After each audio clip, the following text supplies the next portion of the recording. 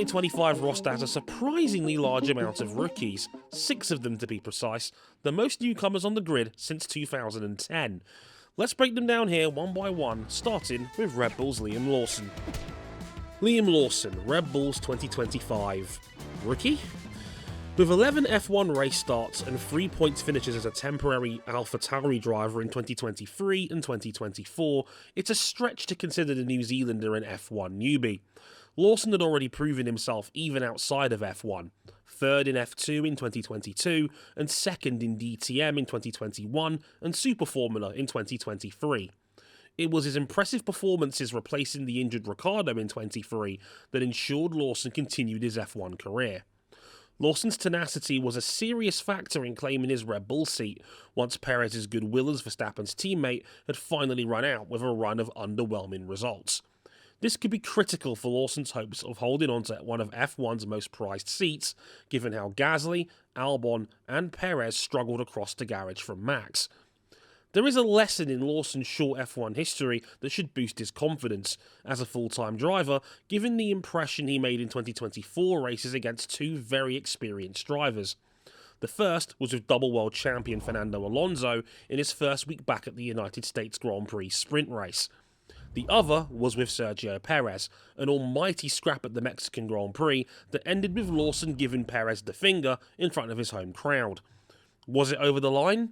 Perhaps, but it shows that Lawson is fearless at the top level with everything on the line, given that Helmut Marko can lose confidence in a driver at the drop of a hat. All eyes are on Lawson as he gets to grips with F1's hardest job, being Verstappen's teammate, where confidence can quickly crumble. Number 2, Isack Hadjar. Isack Hadjar was born in Paris and has French and Algerian heritage, bringing a new link for F1 to North Africa.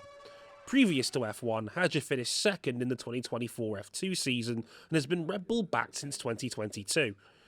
Hadjar's had a difficult start in F1 after a 360-degree spin at turn 4 on his first day of pre-season testing. Hadjar's driving style involves using the brakes aggressively on corner entry. It's a Hamilton-esque style which sounds great in theory, but something Lewis has struggled with in the current F1 era. For Hadjar, he enters Melbourne with 2 main narratives. His radio messages tend to be on the ruder side, and his F2 title campaign fell apart halfway through 2024.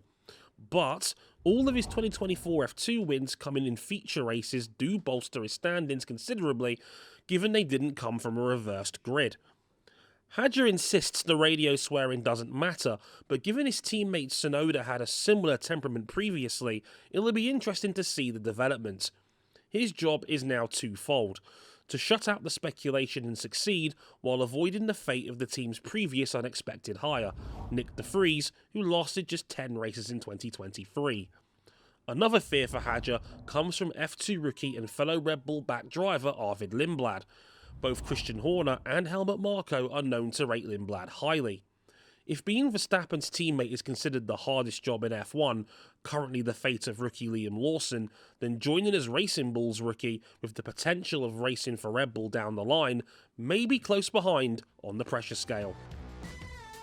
Number 3, Gabriel Bortoleto. Bortoleto hails from Sao Paulo in Brazil and has already built an impressive junior motorsport career.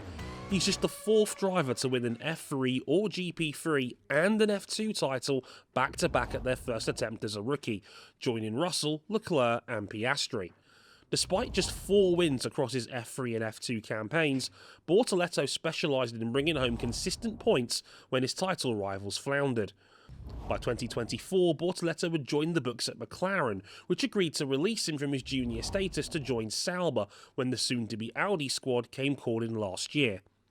Teammate Nico Hülkenberg felt he and Bortoleto bonded well during the off-season, ahead of what is expected to be a tricky campaign for the Sauber squad. Hülkenberg also said he was fast as hell during Bahrain's test, also highlighting Bortoleto's abilities as a fast learner. Bortoleto now enters F1 with the weight of a motorsport mad nation behind him. He's well aware of Argentina's reaction to Colapinto's unexpected and memorable F1 run last year, which in turn raises expectations on what he might achieve in 2025.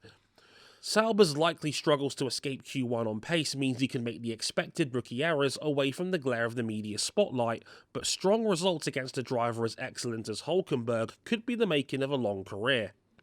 Bortoleto arrives as a young racing driver looking to inspire Brazil through his charming character and racing speed. As an Ayrton Senna-like story goes, it's already off to a solid start.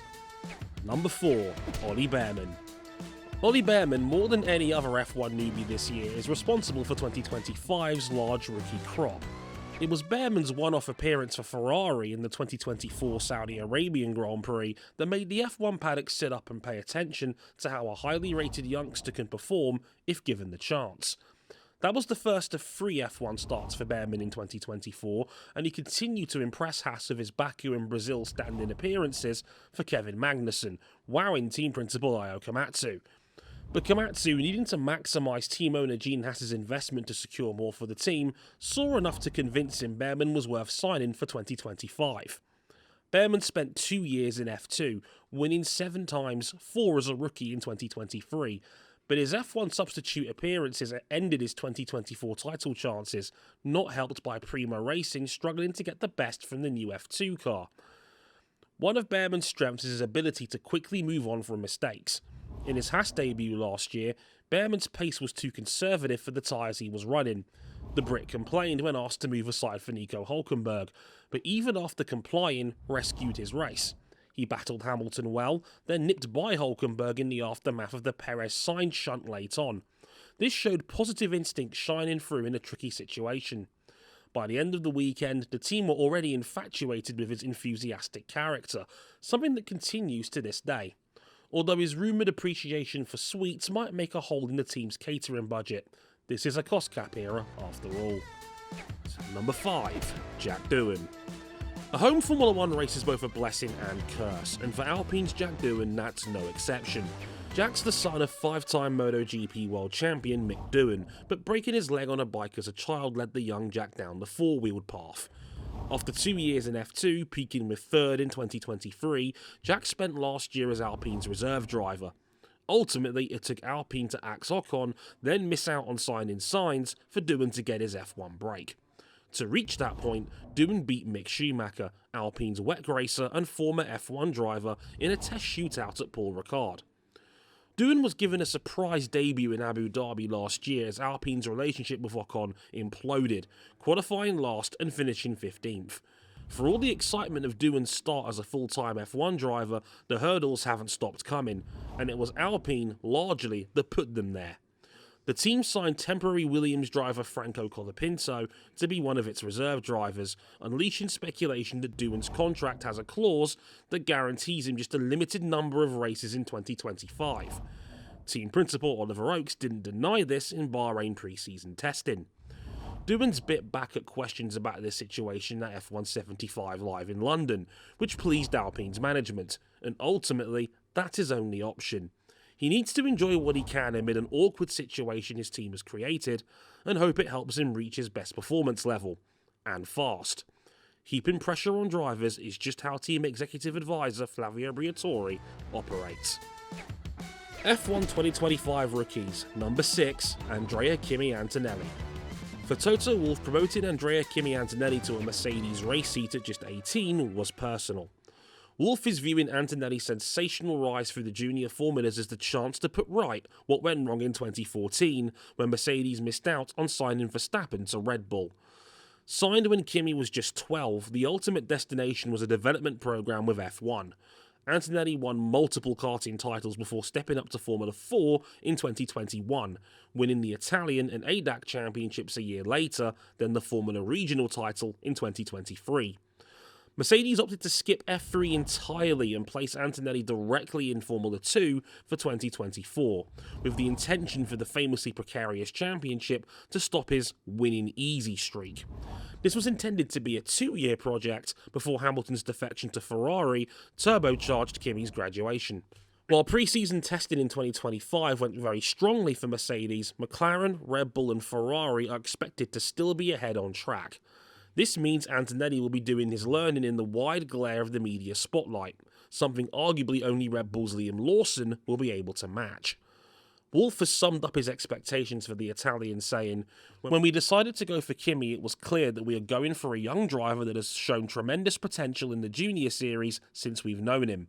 For Kimi, it's about the time to develop, to learn the tracks, to be on top for next year, the regulation change. That means great results, and that means moments where it's going to be more difficult." And that's all 6 rookies on the 2025 F1 grid. How do you think they'll fare? Let us know, and stay tuned to see how they'll get on across the season.